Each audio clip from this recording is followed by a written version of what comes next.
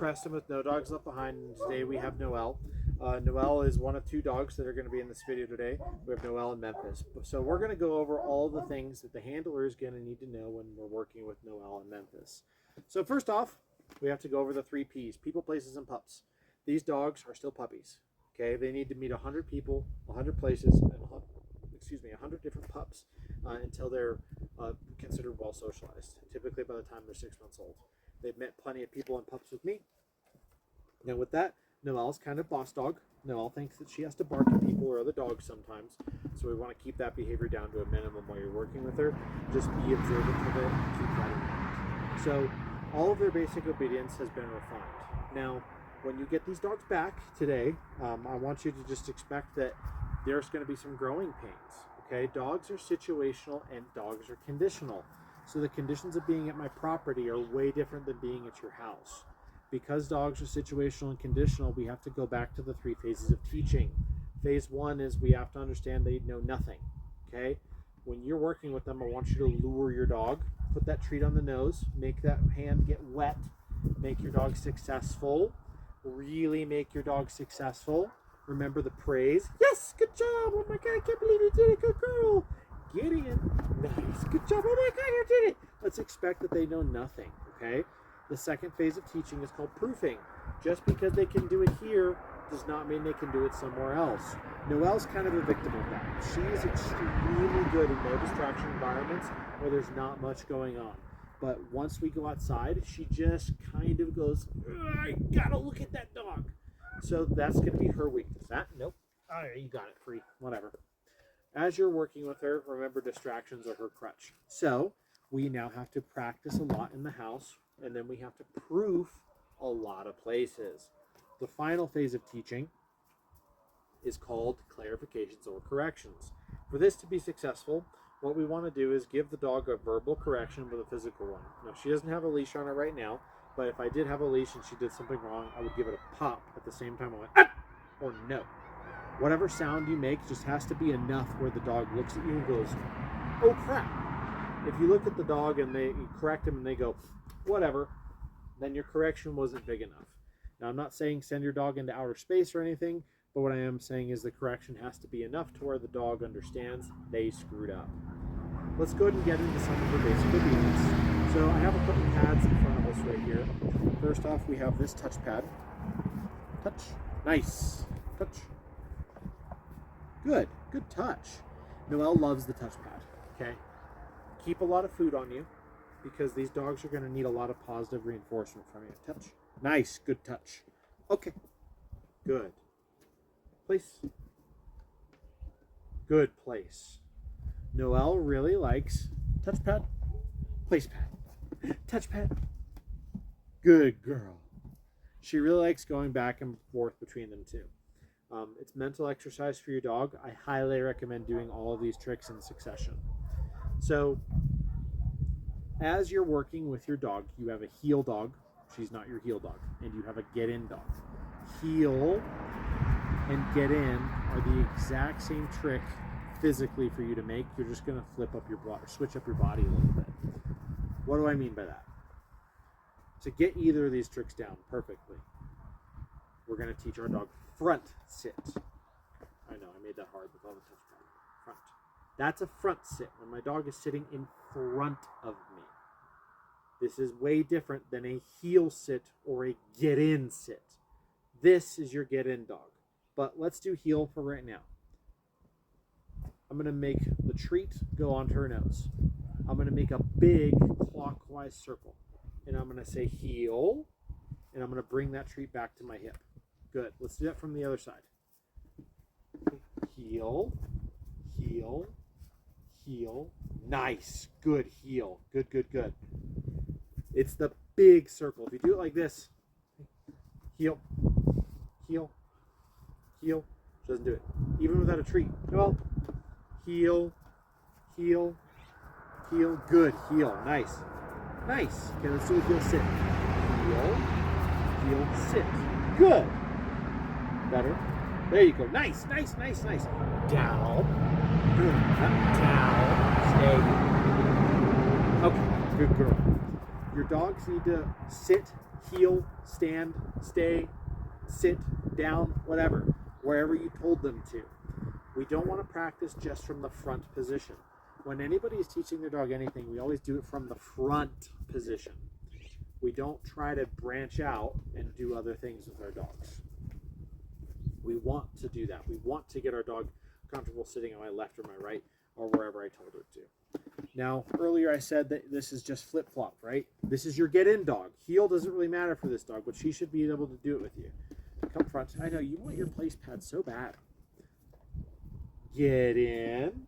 Get in. My hand goes as far back as possible, okay? And then I flip my palm towards the sky and I bring it back towards my hip. Sit. Down. Down. All the way. Down. You being a turd. Down. Good girl. Okay. Come on. Get in. Nice. There it is. Good girl. Now, off the place pad. Off the place pad. There you go. Good girl. Now place. Stay. As you're working with stay, let's also remember that stay is hands out. Now, all of your body language matters. You want to make big motions with your hands. For instance, when we did heel, get in, sit, down, if I want her to come, I pull her towards me. Place, I point at the thing and I say place. Place, good. You're a good girl. For stay, my hand goes out like a stop sign. There are two conditions for stay to be successful. Condition 1, you have to get back to your starting position. Condition 2, I have to say the magic word. The magic word is okay. Stay. Okay. That's the only word that should ever let your dog get out of a stay. Do not, good touch, do not call your dog out of a stay for a while. Condition 1, you have to get back to your starting position. This is important because we're teaching impulse control with these dogs. Stay. Whether it's a stand stay, a sit stay, or a touchpad stay, or whatever, the stay is not over until I say, okay. Good. Okay. Good girl. Nice, nice, nice. Good work, good work, good work. Now, as you are having fun with your dog, because I do want you to try your best to have fun, remember the lure games. Spin, circle, good job. Come front, heel, good. Now get in, good, nice. Now come front, sit, sit, place. Okay, place. Now touch. All of these say, oh, almost, you flipped it up. Oh, you got it. You're still doing it. I'll pay that. That's a good girl. She was sitting there. That was funny. Sometimes you have to reward those really good efforts. Like the trick kind of fell apart because the lid to this thing was just all over the place, but she did it. You know, we have to reward that. It's just have fun, right? Have some fun. Okay. Have some fun with your dog. And when you're working with both of these dogs, I want you to actually work with them individual before you put them together. Now, the reason for that is because it's so difficult once you have two dogs. Master these behaviors individually. Both of these dogs are the same. They do the exact same thing. They're both very capable dogs who want to please you and will do whatever it is that you ask them to do. But the second they go together, they act like puppies. Separate them, get them individualized, make sure that they work together separately before you put them together. Okay. Heel. Now walking with your dog in heel. Heel. There you go, nice. There you go. Heeling with your dogs is very simple, okay? You're not going to do much heeling for a few days. Your dogs need to understand the position of how to, like, where do you want me to be? Remember, this is my get-in dog, so I want her to be over here. So my get-in dog needs to be in. Get in. She needs to understand the position of value. Good girl. You're being a good girl. She needs to understand before I go on a walk with you, I need to be in position. Until your dog can reliably get in, okay, get in. Just like this with you, then she does not need to go on a walk. Now I have all these touch pads here, and she really likes these touch pads, so they're a little bit of a distraction for her right now, but normally she'd be doing this perfectly.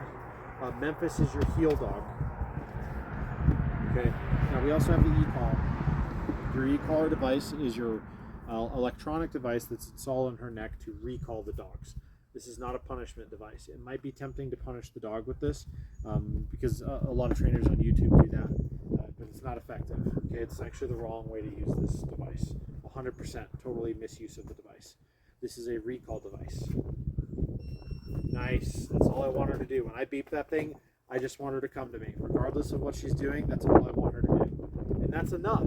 More than enough. If you're going hiking with your dogs, when you have guests around, have the e-collar on. Because these dogs are going to be able to keep their energy a lot lower when they have this device on their neck that says, hey, get over here right now. You get over here. You come do what I want. This range on this is like 3/4 of a mile or something. So you've got plenty of it. Good girl. Now, if you have any questions about their training, feel free to reach out to me. I'd be happy to answer any of your questions. Now, the biggest thing I want you to keep in mind is when you get these dogs back, you might look at them and say, hey, these dogs don't know anything, Preston, what's going on? Slow down. Let's remember that they were only here for 2 weeks. That is a lot of time.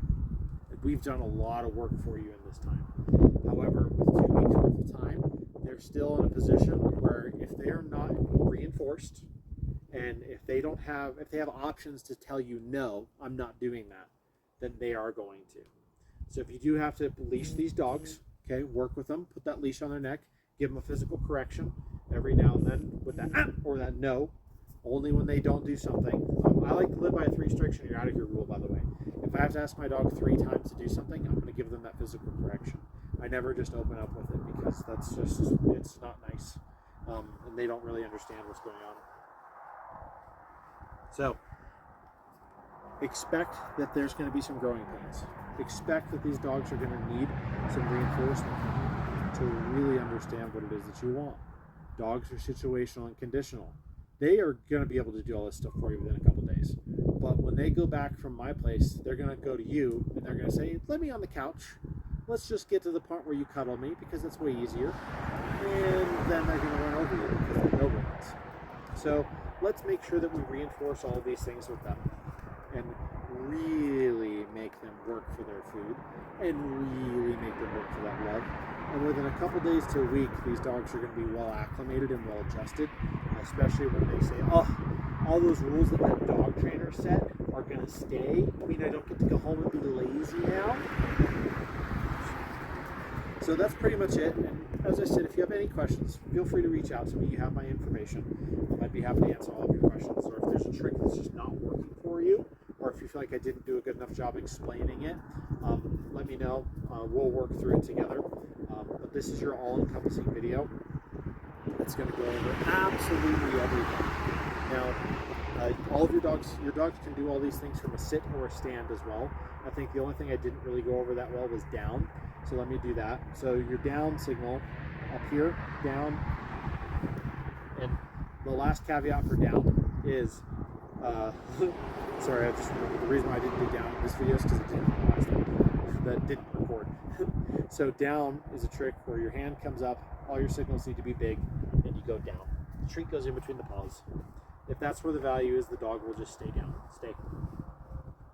You don't have to reinforce it with the dog. Stay. Well, I missed that one up because I made you move for the treat. Sit. Come here. Sit. Down. No, don't come to me. Sit. Down. Oh, you're being a little turd right now. You're being a little turd. Come on. Get over. Okay, now. Sit. And down. Good job. Whenever your dog messes up as well, that's a great opportunity. Make it easier, okay? Like, let's not expect the world from our dogs. Sometimes they get confused. Sometimes we do something a little bit differently. Just make the trick easier. Your job as a handler is to make your dog successful. whether it's stay or whether it's down. If the trick is failing, it's probably on us, not the dog.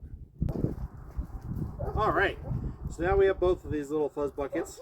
Memphis, there you go. Noel, get in. Memphis, heel. Like I said earlier, Memphis is your heel dog. Noel is your get in dog. Okay, sit. Nice. Oh, you're already sitting. Good boy. Now get off your little touchpad. I know that's your favorite thing in the world, but not right now. Sit. Good job. Memphis has some strengths that Noel doesn't. Noel, with her high motivation, she does this stuff a lot.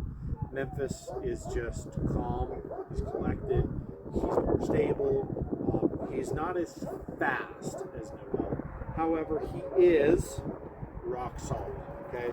You get this dog in public and he handles situations so much better. He's less likely to be distracted and less likely to kind of come away with anything. So both of these dogs now have their e-collars installed on their necks. Okay, can you touch? Memphis, touch. Good boy, touch. Touch. See, he's not as fast. Memphis, right here. Does he not like the beef?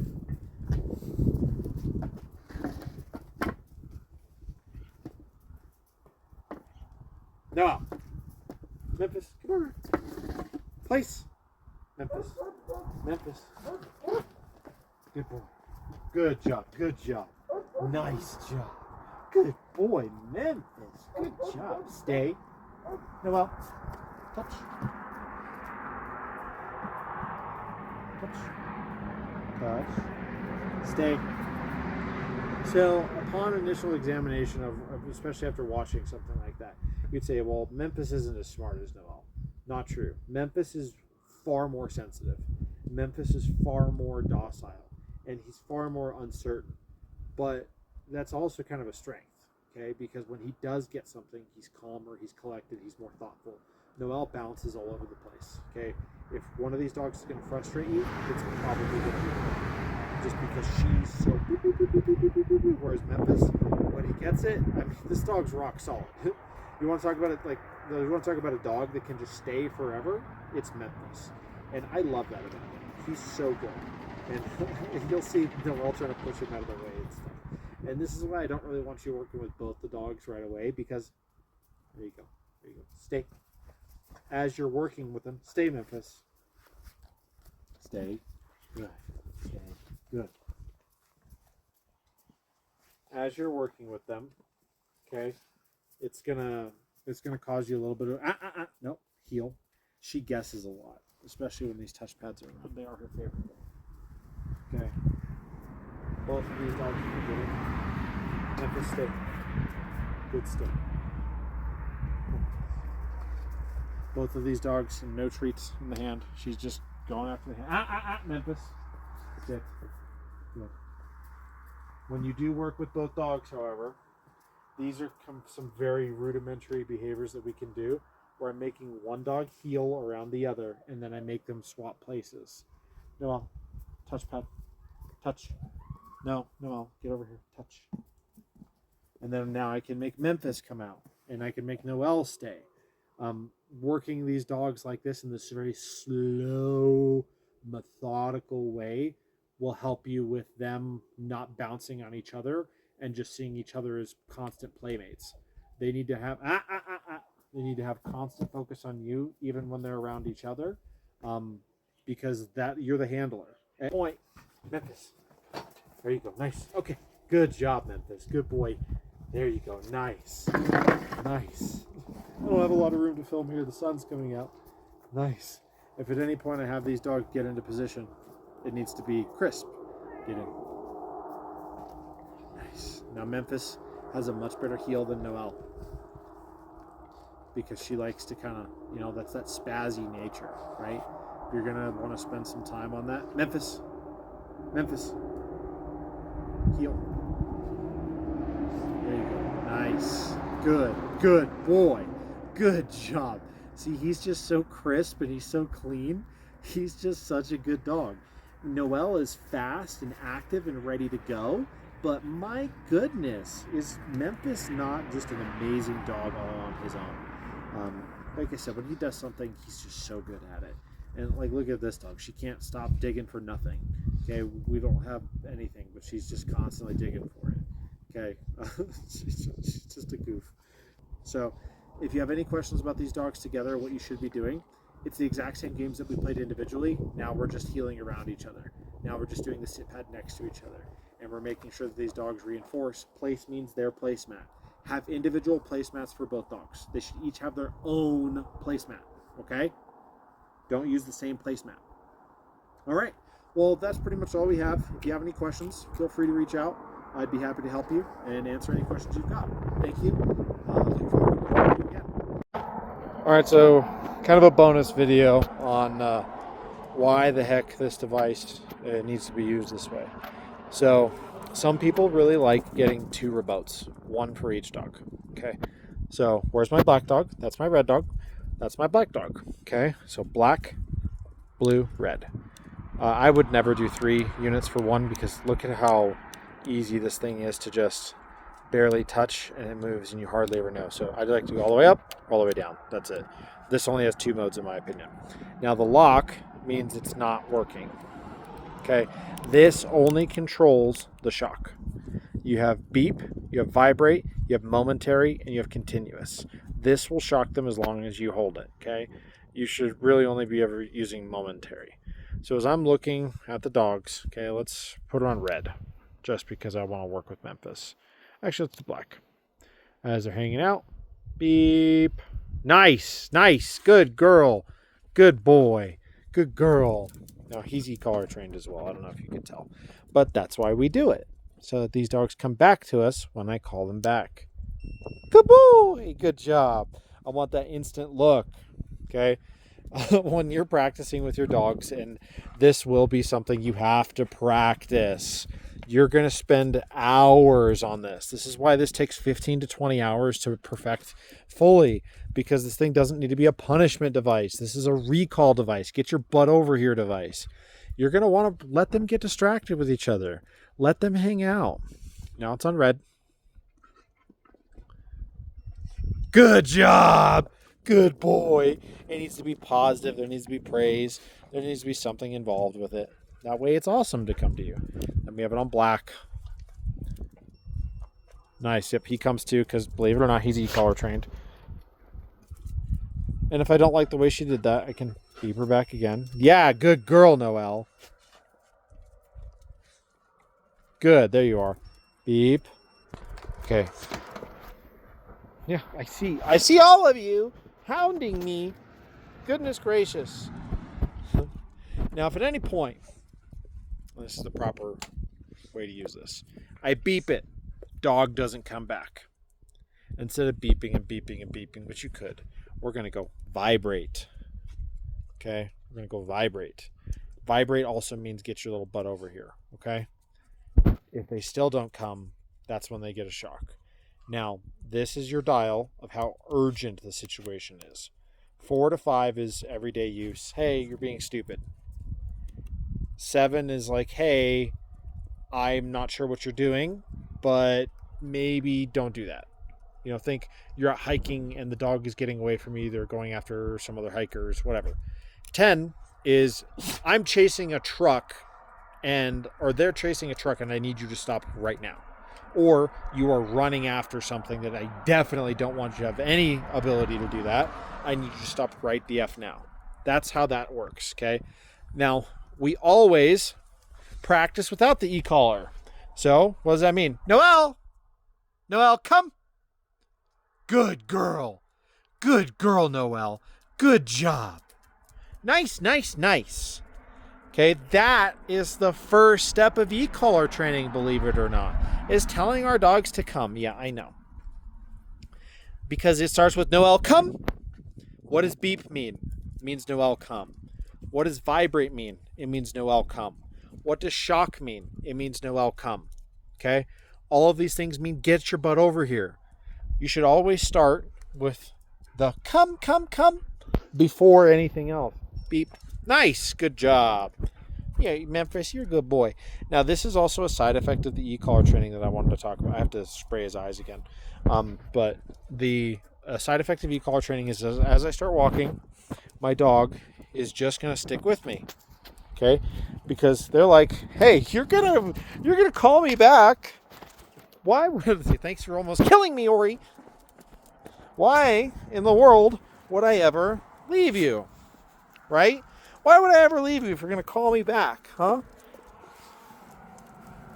Good boy, Memphis. Good boy. Excuse me. Definitely a side effect of e-collar training. Not a bad thing, but something you need to be aware of. Because when your dogs start following you around relentlessly, it's because they know the e-collar is on. There you go.